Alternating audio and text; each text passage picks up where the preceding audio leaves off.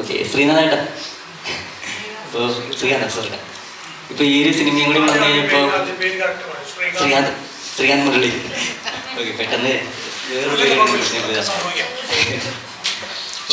ഈ ഒരു സിനിമയും കൂടി വന്നു കഴിഞ്ഞപ്പോൾ ചേട്ടന് ഈ കൺവീനിയൻസ് സ്റ്റാർ എന്നൊക്കെ പറയുന്ന പോലെ ടോർച്ചറിങ് സ്റ്റാർ എന്നൊരു ടൈറ്റിൽ വന്നിരിക്കുകയാണ്, കേട്ടിരുന്നു.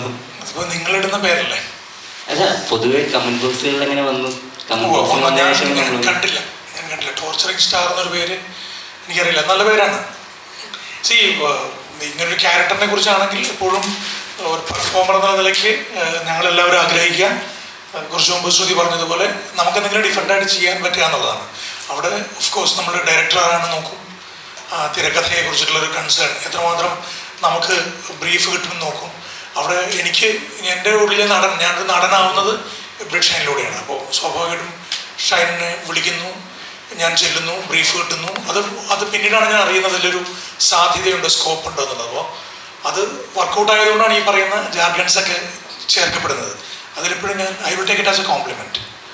ഇപ്പോൾ ഈ സിനിമയുടെ ഇൻ്റർവ്യൂസ് കാണുവാണെങ്കിലും അല്ലെങ്കിൽ പലപ്പോഴും കണ്ടിട്ടുണ്ട്, ബ്രിഡ് ഷൈൻ വിളിച്ചുകൊണ്ട് ഞാൻ വന്നു, അല്ലെങ്കിൽ ഞാൻ കഥ കേൾക്കാൻ നിന്നില്ല, വിളിച്ചു, ഞാൻ വന്നു, അഭിനയിച്ചു എന്നാണ്. അപ്പോൾ സിനിമയിലേക്ക് എത്തി ഷോട്ടുകൾ പറയുമ്പോഴായിരിക്കും കുറച്ച് എന്താ പറയുക, വൾഗാറിറ്റി ഉള്ള സീനുകളുണ്ടെന്ന് പറയുന്നു, അല്ലെങ്കിൽ ഹാൻഡ് ജോബ് സീൻസ് കുറച്ചുണ്ടെന്ന് പറയുന്നു. സോ അങ്ങനത്തെ സീനുകളൊക്കെ വരുമ്പോൾ, അല്ലെങ്കിൽ ചേട്ടൻ്റെ ക്യാരക്ടർ ഒരു ക്രൂവാലിറ്റി ഇഷ്ടപ്പെടുന്ന ഒരു ആള്, ആ ഒരു ക്യാരക്ടറൊക്കെ പെട്ടെന്ന് സീനിൽ കേട്ട് കഴിയുമ്പോൾ എങ്ങനെയാണ് ആ ഒരു ഇപ്പോൾ മലയാളം ഓഡിയൻസിൻ്റെ മൈൻഡ് സെറ്റ് പലതും പല രീതിയിലാണല്ലോ.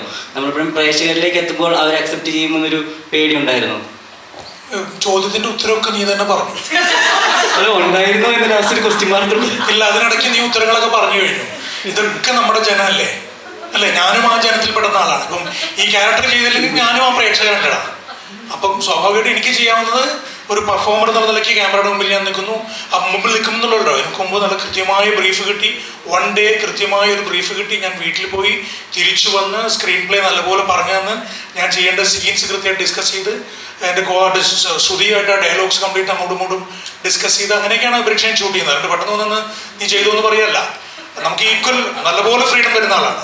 അപ്പോൾ അതുകൊണ്ടാണ് അങ്ങനെയുള്ള സിനിമകൾ ഉണ്ടാകുന്നത്. ഇപ്പം എനിക്ക് തോന്നുന്നില്ല ഈ ഒരു സിനിമയ്ക്കാണ് ഈ അടുത്ത കാലത്ത് സിനിമ റിലീസ് ചെയ്തതിന് ശേഷം വീണ്ടും റിവ്യൂവർ വന്നതിന് ശേഷം ഒരു 3-ാം ദിവസം നമ്മൾ വീണ്ടും ആ സിനിമയെക്കുറിച്ച് ഡിസ്കസ് ചെയ്യാൻ ധൈര്യം കാണിക്കുന്ന ഒരു സംവിധായകൻ ഉണ്ടാകുന്നത് മലയാളത്തിൽ വേറെ എവിടത്തും ഞാൻ കണ്ടിട്ടില്ല. നിങ്ങൾ ചോദിക്കും ഞാൻ പറയാം എന്ന് പറയാൻ ധൈര്യം കാണിക്കുന്ന ഒരു സംവിധായകൻ എനിക്കറിയില്ല. അതിൻ്റെ കാരണം കൂടി ഷൈൻ പറഞ്ഞല്ലോ, ഇതൊരു അഡൽ കോമഡി എന്നൊക്കെ പറഞ്ഞ് തുടങ്ങിയെങ്കിലും റിവ്യൂ പറയുന്നിടത്ത് നമുക്ക് കാണാം പല ആൾക്കാരും റിവ്യൂ ഉണ്ടാതിരിക്കണം. കാരണം എനിക്ക് ഉറപ്പുണ്ട് ഇതിൽ നല്ല രസമുള്ള റിവ്യൂസ് പറഞ്ഞവരല്ല അവരുടെ റിവ്യൂവിൻ്റെ കൺക്ലൂഷൻ എന്ന് പറയുന്നത് ഈ സിനിമയെ പറ്റി അഭിപ്രായം ഇതെന്തോന്നു ചോദിക്കുന്ന ആൾക്കാർ ശരിക്കും അങ്ങനെ ചോദിക്കുന്നവരുടെ എണ്ണം കൂടിയാൽ ബ്രിഡ് ഷൈൻ്റെ സിനിമ സക്സസ് ആയി നടത്തും. ബ്രിഡ് ഷൈൻ്റെ സിനിമ സംസാരിക്കുന്നത് അതാണ്, പകൽമാന്യന്മാരെ കുറിച്ചും രാത്രി 11 കഴിഞ്ഞ് ലൈറ്റ് ഓഫ് ആയതിനു ശേഷം കാണിക്കുന്ന തമാശകളില്ലേ, ഇല്ലേ? നമുക്ക് വീണ്ടും ബെഡ്റൂമിലേക്ക് കയറിയാൽ നമ്മൾ ലൈറ്റ് ഓഫ് ആക്കണമെന്ന് പറയാം. നീ കല്യാണം കഴിച്ചോ?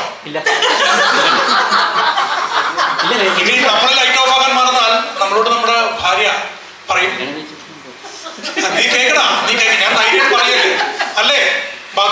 ബെഡ്റൂമിലേക്ക് കയറി ലൈറ്റ് ഓഫ് ആക്കാൻ പറയുന്ന ഭർത്താക്കന്മാർ നമുക്കുള്ളത് നമ്മുടെ നാട്ടിൽ പ്രധാനമായിട്ടുള്ളത്, അല്ലേ? നിനക്കറിയില്ല, സോറി, നീ ഇതറിയണം. ഓക്കെ, അപ്പോൾ നമ്മുടെ സിനിമ ഡിസ്കസ് ചെയ്യുന്നത് ഇത്തരത്തിലുള്ള നമ്മുടെ പ്രിറ്റൻഷ്യസ് ആയിട്ടുള്ള പറഞ്ഞല്ലോ മാസ്ക് വെച്ചിട്ടുള്ള കുറേയേറെ സ്ത്രീകളാണ്. അവരുടെ പ്രൊഫഷൻ എടുത്തോളണ്ട് കരഞ്ഞുകൊണ്ടിരിക്കുന്നത്. നമ്മളിപ്പോൾ ഞാനിന്ന് ബ്രിഷനോട് സംസാരിച്ചപ്പോൾ പറഞ്ഞു ആദാമിൻ്റെ വാരിയിൽ എന്നൊരു ഗംഭീര സിനിമ മലയാളത്തിൽ വന്നിട്ടുണ്ട്. ആ സിനിമയുടെ ക്ലൈമാക്സ് ഓർക്കുന്നുണ്ടോ? 4th വാൾ പൊളിച്ചു പോകുന്ന നായികമാരാണ് ആ സിനിമയിൽ. ഒരു ഫീമെയിൽ സെൻട്രിക് ആയിട്ടുള്ള ഫിലിമാണത്. ആ സിനിമയുടെ ക്ലൈമാക്സ് അങ്ങനെയാണ്. അപ്പോൾ ഈ സിനിമയിൽ വളരെ ബോൾഡായിട്ട് വളരെ ധൈര്യമായിട്ട് ഈ സിനിമയിലേക്ക് അഭിനയിക്കാൻ നിനക്ക് ചിന്തിക്കാൻ പറ്റുമോ? അഡൽട്സ് ഓൺലി സിനിമ എന്ന് പറഞ്ഞിട്ടൊരു സിനിമ അനൗൺസ് ചെയ്തിട്ട് മേജർ രവി അപ്പോൾ ഒരു സംവിധായകൻ അമിതാഭ് ബച്ചനെ വെച്ച് പടം ചെയ്തിട്ടുള്ള ആളാണ് മേജർ രവി. ഓഫ് കോഴ്സ് അതിനൊക്കെ ശേഷം ദിനേശ് പ്രഭാകർ, ഓഫ് കോഴ്സ് ഇവിടെ വരാത്ത പല ആൾക്കാരുണ്ട്. പിന്നെ ഞങ്ങളെല്ലാവരും ഞങ്ങളൊക്കെ മറ്റു പല പടങ്ങളിൽ വർക്ക് ചെയ്യുന്ന ആൾക്കാരാണ്.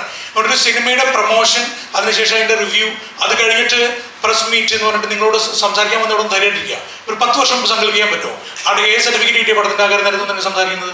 അപ്പോൾ ഇത് ഡിസ്കസ് ചെയ്യുന്ന വിഷയമാണെന്നുള്ളതുകൊണ്ടാണ് നമ്മൾ വന്നിട്ടുള്ളത്. നമ്മളൊക്കെ വളരെ ഒരു രീതിയിലും മറ്റു രീതിയിലും നമ്മൾ പ്രിറ്റൻഷ്യസ് ആണ്. അതുകൊണ്ടാണ് ഇങ്ങനെയൊരു സിനിമ ഉണ്ടാവേണ്ടി വരുന്നത്, ഇങ്ങനത്തെ സബ്ജക്ട് ഡിസ്കഷൻ ആവുന്നത്. എനിക്ക് തോന്നുന്നില്ല ലോകത്തിലൊരിടത്തും ഈ സ്പായെ ബേസ് ചെയ്തിട്ടുള്ള ഇത്തരത്തിലൊരു സിനിമ ഉണ്ടായിട്ടില്ല. കുറേയേറെ പേരുടെ സ്പെക്കുലേഷൻസ് ഉണ്ട്, മുൻവിധികളുണ്ട്, മുൻധാരണകളുണ്ട്. എന്നാൽ അവർക്ക് അവരുടെ ഉള്ളിലേക്ക്, എനിക്ക് പേഴ്സണലി പോലും നമ്മളുടെ ഉള്ളിലേക്ക് നോക്കാൻ പറ്റി, ഞാൻ എങ്ങനെയുള്ള ആളാണ് എന്ന് എനിക്ക് കൂടി പേഴ്സണലി ആലോചിക്കാൻ പറ്റി. ഈ സിനിമയെ പറ്റി, ഈ സിനിമയുടെ ഡിസ്കഷൻ കഴിഞ്ഞ്, ഇതിൻ്റെ പെർഫോമൻസ് എല്ലാം കഴിഞ്ഞ് ഞാൻ പോയിരുന്നു ആലോചിച്ചു. മറ്റൊരു സിനിമയ്ക്ക് ഇത്രയും ഡിസ്കസ് ചെയ്യേണ്ടി വന്നിട്ടില്ല. ഒരു സിനിമ, നേരത്തെ ഷൈൻ പറഞ്ഞതുപോലെ ഒരു സിനിമ കഥ നമ്മൾ പറഞ്ഞു പോയി. ഞാനും 10-80 പടങ്ങളിൽ ചെറിയ ചെറിയ റോളുകൾ അഭിനയിക്കുന്നുണ്ട്. കുറച്ച് ഇങ്ങനത്തെ എക്സ്പീരിയൻസ് എനിക്ക് പുതിയതാണ്. അപ്പോൾ അങ്ങനെ ഭയപ്പെടുന്ന ഒരാളല്ല ഞാൻ. അങ്ങനെ ഭയപ്പെട്ടാൽ നമുക്കൊന്നും ചെയ്യാൻ പറ്റില്ല. ഇതെല്ലാം കഴിഞ്ഞ് ചുരുങ്ങി വന്നാൽ നിങ്ങളിതൊന്നും ആയിരിക്കില്ല ഇടുകയെന്ന് എനിക്കറിയാം. ഞാൻ ആദ്യം പറഞ്ഞ സാധനങ്ങൾ ഇടുക. എന്താണ് ഞാൻ പറയുകയാണ്, ശരിക്കും നമുക്ക് എന്താ പറയുക, ഒരു പെർഫോമർ എന്നുള്ള നിലയ്ക്ക് നമുക്ക് എന്താണ് ഡിഫറൻ്റ് ആയിട്ട് ചെയ്യാൻ പറ്റുക, അതിന് കിട്ടിയ അപ്രീസിയേഷൻ. ടോർച്ചറിങ് സ്റ്റാറൊക്കെ രണ്ടാമത്. എനിക്ക് ഏറ്റവും കൂടുതൽ റിവ്യൂസ് കിട്ടിയത് എൻ്റെ സുഹൃത്തുക്കളായിട്ടുള്ള ആൾക്കാർ വിളിച്ചത് നീ ഇങ്ങനെ ചെയ്തല്ലോ എന്നാണ്. ഞാനതിന് കോംപ്ലിമെൻ്റ് ആയിട്ട് എടുക്കുക. നമ്മളുടെ ഉള്ളിലൊക്കെ ഉണ്ട്. പറഞ്ഞല്ലോ, ഡോക്ടറായിട്ട് ഞാൻ വരുന്നു, ഡോക്ടറായിട്ട് വന്നിട്ട് ഞാൻ ഉള്ളിൽ ചെല്ലുമ്പോൾ എൻ്റെ ഉള്ളിലെ ഡിസൈറാണ് ഞാൻ പറയുന്നതെങ്കിൽ ഡോക്ടർ സാർ പറഞ്ഞതുകൊണ്ടാണ്. ഡോക്ടർ എന്ന് പറഞ്ഞല്ലോ, ഡോക്ടർ എന്ന് പറഞ്ഞുകൊണ്ടാണ് ഞാൻ പറയുന്നത്. എനിവേസ്, എനിക്ക് ഡോക്ടർ അല്ലെങ്കിൽ വക്കീൽ അല്ലെങ്കിൽ പോലീസ് എന്ന് പറഞ്ഞിട്ട് ഞാനിങ്ങനെ കുറേ കാലമായിട്ട് ക്ലീഷേഡ് ആയിട്ടുള്ള സംഭവങ്ങൾ ചെയ്തുകൊണ്ടിരിക്കുക. അവിടെ ഒരു വ്യത്യസ്തമായൊരു പരിപാടി എബ്രിഡ് ഷൈൻ സിനിമയിലേക്ക് കൊണ്ടുവന്ന ഒരാളെ വിളിക്കുമ്പോൾ ഞാൻ വേറൊന്നും ആലോചിച്ചില്ല. അതാണ് ഞാൻ ഉദ്ദേശിച്ചത്. ഞാൻ ഉദ്ദേശിച്ചതാണ്. മറ്റുള്ള ആൾക്കാരൊക്കെ എബ്രിഡ് ഷൈൻ സംവിധായകനുള്ള വിശ്വാസം കൊണ്ടാണ് അവരൊക്കെ എത്തിയതെന്നാണ് ഞാനും എന്നോട് ഒരു പറഞ്ഞത്. ചോദ്യത്തിൽ നിന്ന് ഞാൻ മാറിപ്പോയല്ലോ. ഇല്ല, ഇതാണ് എനിക്ക് പറയാൻ പറഞ്ഞത്.